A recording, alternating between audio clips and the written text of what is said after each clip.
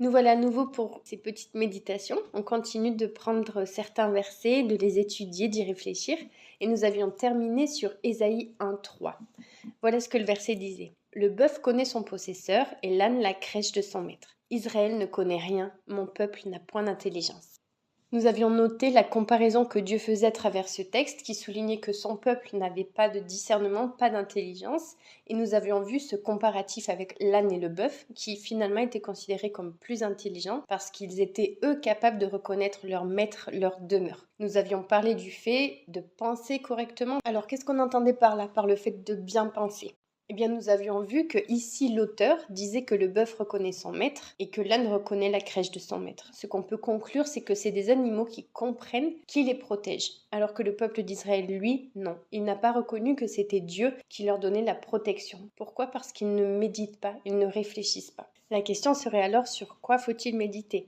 Voyons ce que nous dit le psalmiste dans le psaume 8:4. Il est dit : « À voir ton ciel, ouvrage de tes doigts, la lune et les étoiles que tu fixas. » Alors le psalmiste ici parle du ciel. Et c'était une chose que faisaient les bergers orientaux. C'est d'ailleurs là que s'était développée la connaissance, l'astronomie. Mais ils pensaient, ils méditaient sur ce ciel qu'ils voyaient. Prenez l'image d'un berger comme David dans l'Ancien Testament qui gardait ses brebis. Que pensait-il ? Que pensait-il alors qu'il était dans la nuit à regarder le ciel, à regarder cette immensité ? Il méditait sur la grandeur de Dieu et le ciel leur faisait comprendre la petitesse et la vulnérabilité de l'homme. Par cette seule méditation, cette réflexion, ce raisonnement spirituel, ils pouvaient percevoir la grandeur de Dieu. Car Dieu est grand, il a créé toutes choses, dont le ciel, les étoiles, la lune, tout ce qui existe. Dieu a aussi fait l'homme, aussi unique que chaque étoile, avec quelque chose de particulier. Tout ce qui existe est merveilleux, c'est splendide. Et après les avoir faites, et après avoir déclaré que c'était bon, il a fait l'homme, comme pour couronner sa création, en lui donnant quelque chose de spécial et en lui donnant aussi de dominer sur elle. Mais revenons au psalmiste. « À voir ton ciel, ouvrage de tes doigts, la lune et les étoiles que tu fixas. » Dieu a fait les choses extrêmement grandes et extrêmement belles. Ceci nous est aussi reporté dans Matthieu 6:28. Il est écrit « Quant aux vêtements, pourquoi vous inquiétez-vous à leur sujet ? Observez les lys sauvages. Ils poussent sans se fatiguer à tisser des vêtements. » Un homme a dit d'ailleurs cette très jolie phrase « Les fleurs sont comme des sourires de Dieu ». Ce que tout ça veut dire, c'est que Dieu a fait dans sa création des choses belles, et même le ciel quelque part a ces fleurs qui brillent la nuit, celles que l'on peut voir. Dans ce passage, si on considère les lys, le passage de Matthieu 6, on peut voir la beauté, la pureté. Et cette main puissante qui a fait les étoiles a aussi créé la beauté des fleurs.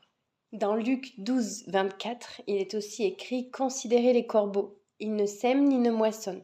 Ils n'ont ni cellier ni grenier, et Dieu les nourrit. Combien ne valez-vous pas plus que les oiseaux ?»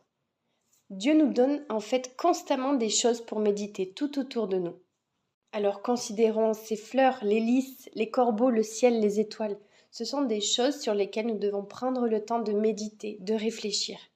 Et bien plus encore, méditons sur ce qui est écrit au verset 3 du chapitre 12 du livre aux Hébreux. Considérez en effet celui qui a supporté contre sa personne une telle opposition de la part des pécheurs, afin que vous ne vous lassiez point l'âme découragée. Ici, on parle de notre Seigneur Jésus. Alors oui, considérons ces choses, examinons tout ce qui nous entoure constamment.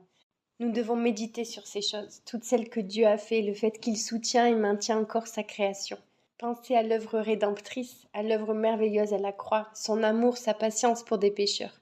Il a lui-même vécu l'hostilité, l'opposition, mais il a tout supporté et il a fait une œuvre parfaite.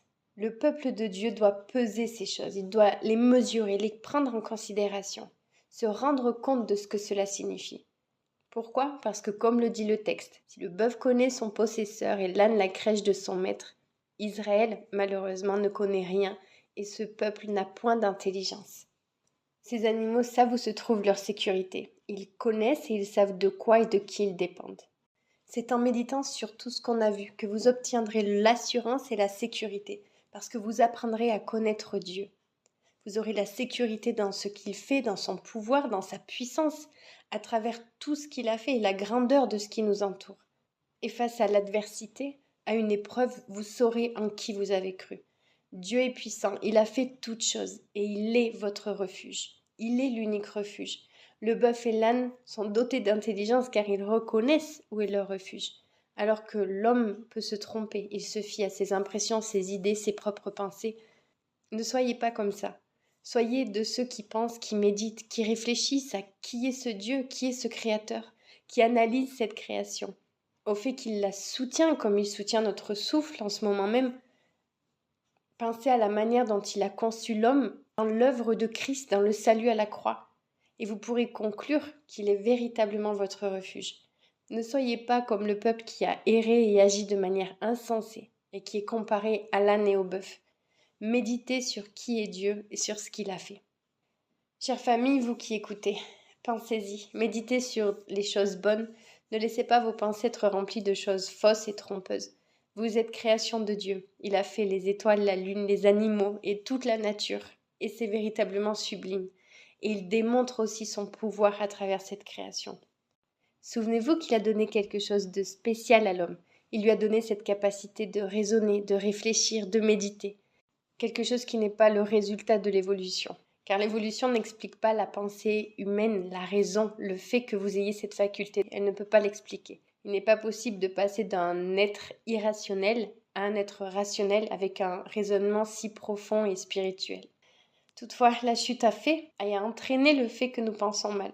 Mais nous pouvons penser correctement, observer et comprendre. Tournons-nous vers sa parole.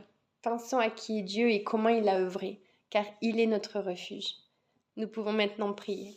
Merci Seigneur d'être ce refuge et d'être notre force. L'âne et le bœuf recherchent leur demeure et leur maître, et tu as comparé le peuple à ces animaux, un peuple qui ne savait même plus à qui ils appartenaient. Oh, garde-nous de la folie et de la stupidité, et de ne pas venir à notre seul et unique refuge, au pied de la croix, à Christ. Aide-nous à toujours y revenir. Dans le nom du Seigneur Jésus. Amen.